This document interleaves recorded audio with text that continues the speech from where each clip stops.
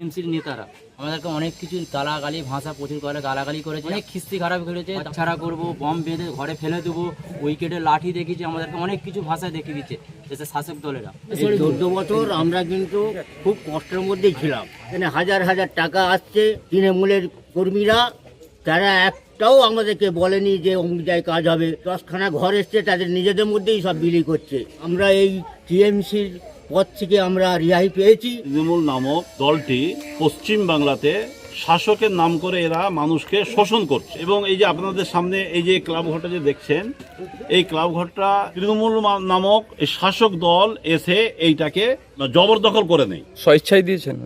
একদম স্বেচ্ছায় দিয়ে। আপনি এটা স্বেচ্ছায় দিয়েছেন নাকি আপনাকে জোর করে নিয়েছে আমাদের ছেলেরা? ছেলেরা বসবে, আড্ডা মারবে, এটাই আমাদের উপর। হ্যাঁ,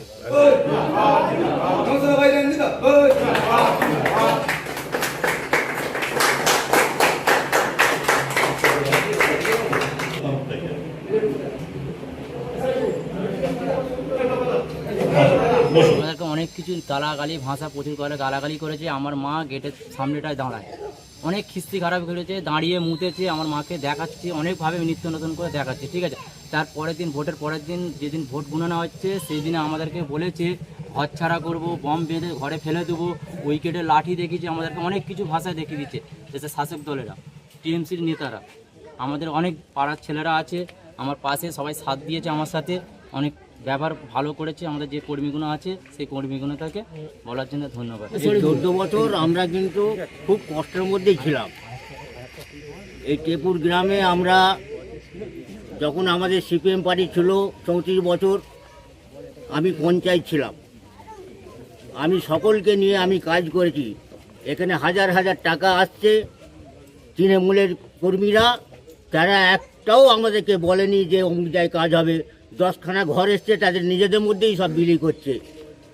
এই যে কারেন্টের যে 10 লাখ টাকা করে এসেছে, ওই দুটো একটা কারেন্ট দিয়ে সব টাকা নিজেরা ঝেড়ে দিয়েছে, কোনো হিসাব নেই। কোনো গ্রামের মানুষকে নিয়ে যে একটা বসে যে একটা করবো যে কাকে আগে দিলে হয়, কাকে গরিবকে আগে দেবো কি বড় লোককে আগে দেবো, এইটা বসে করা উচিত ছিল, কিন্তু এই পঞ্চায়েত করেনি।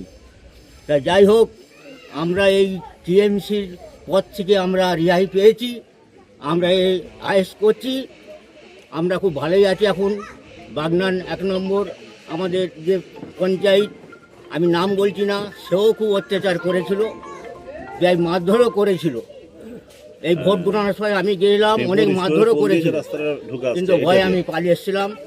এখন আমরা বুক ফুলিয়ে আমরা পার্টি করছি, এই গ্রামবাসী সকলেই আছে। ডান দিক দিয়ে চলো সব। এদেরকে আমি খুব ভালোবাসি, আমরা একসঙ্গে কাজ করবো আশা করি।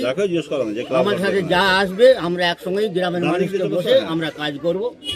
বলছি, আপনারা বললেন যে এটা তৃণমূল দখল করেছিল, এবং আপনারা 2026-এর পরপরই আপনারা সেখানে দেখলাম আইএসএফের ঝান্ডা লাগিয়ে আপনারা পুনরায় পুনর্নির্মাণ করলেন, অর্থাৎ পুনরায় আবার চালু করলেন। এটি কেন? দেখুন, অ্যাকচুয়ালি এটা যখন তৃণমূল নামক দলটি পশ্চিম বাংলাতে শাসকে আসে, শাসকের নাম করে এরা মানুষকে শোষণ করছে, এবং এই যে আপনাদের সামনে এই যে ক্লাব ঘরটা যে দেখছেন, এই ক্লাব ঘরটা যে ভদ্রলোক দিয়েছিল, এখানকার সাধারণ ছেলেরা কোথাও না গিয়ে এখানে সন্ধ্যের সময় এরা থাকবে এবং সমাজমূলক কাজ হবে, সেই উদ্দেশ্যে ইনি আমাদের সাধারণ ছেলেদেরকে এটা দিয়েছিল, তারা এই রুমটা তৈরি করেছিল। কিন্তু দেখা গেল কি, তৃণমূল নামক এই শাসক দল এসে এইটাকে তারা জবরদখল করে নেয়।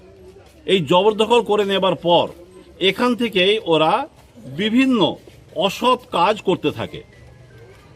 পাড়া প্রতিবেশী কোনো মতেই এদের সাপোর্ট করেনি, এদের কাজকর্মগুলো খুব নোংরা কাজকর্ম ছিল।